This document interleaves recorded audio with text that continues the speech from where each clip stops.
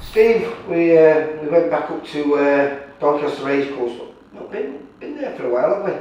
No, it'd probably be 3-4 years, you know, with the COVID and everything there. It's amazing, isn't it? What a great venue it is, yeah. Was it when Reece won his English titles? I think so, yeah. I think so. Yeah.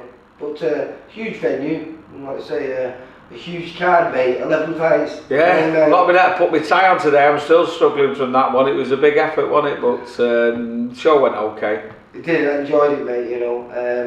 Kicked off with, not one of our fighters, but one of Ricky Hatton's fighters, Ben McGinty, against a kid we know very well, the Baltic Bomber, Grenadi.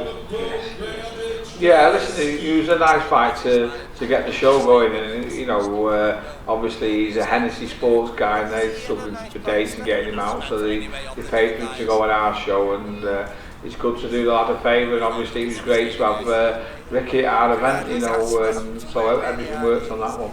Yeah, good fight, the Baltic Bomber, nasty cut.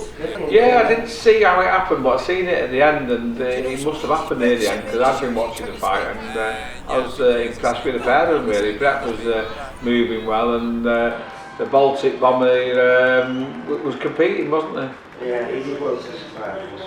But then, you know, the next fight, a kid called Jamie Miller, I don't know, one of Jimmy Harrington's boys, local to Doncaster, had an absolute great fight with Jordan Grant. Yeah, you know what, it was an entertaining fight, and Jimmy would come in the show with me and took the pain. I'm not going to say how much pain, but it wasn't a financial success on Saturday, but we put it together and we got all the lads out, and as I say, Jimmy has got a second pat on the back as well for getting involved and working hard and doing it for his lads, yeah.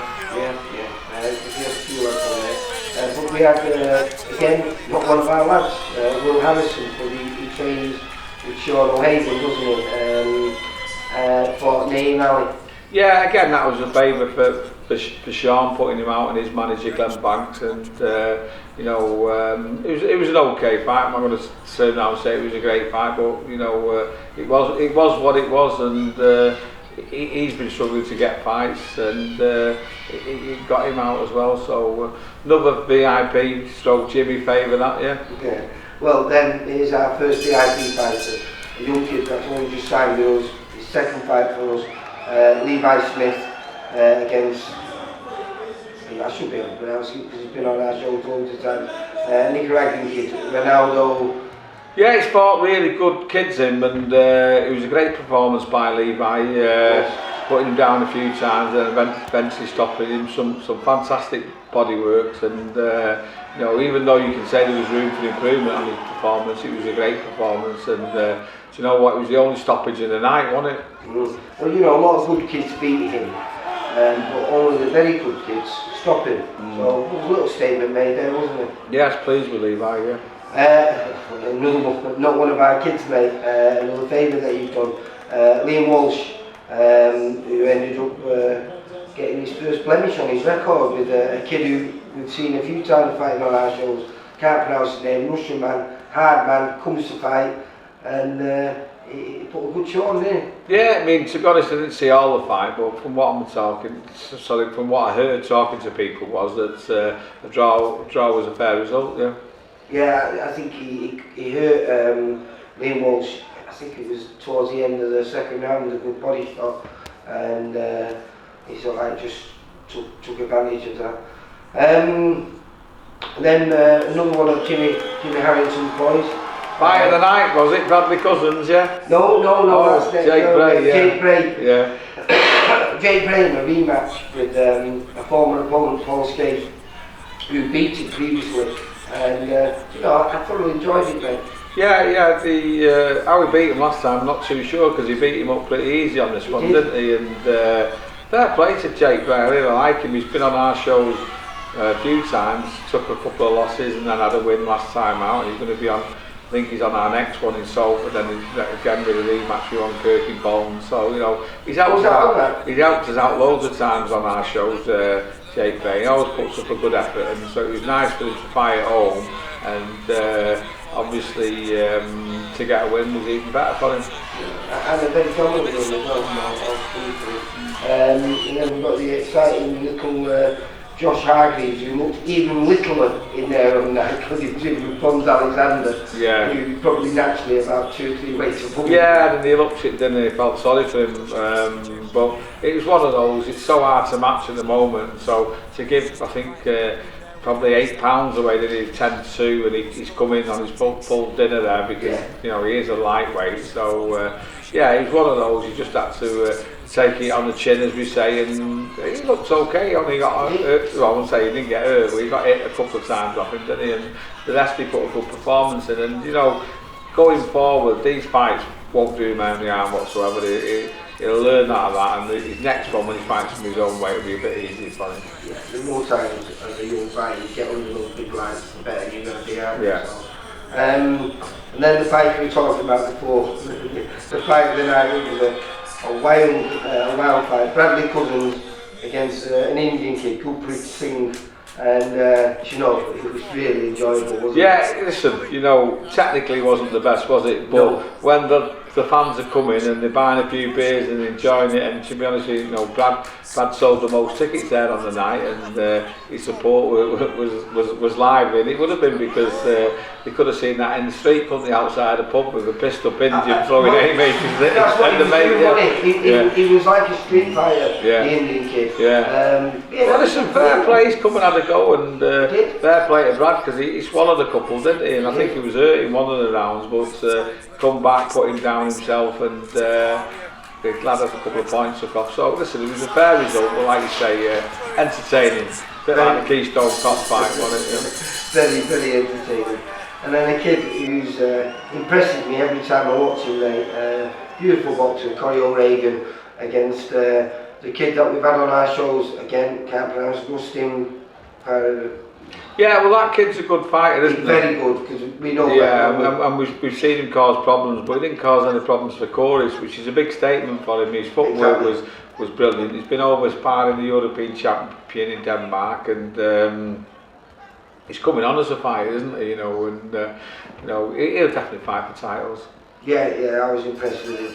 And then obviously we had Reece Mould.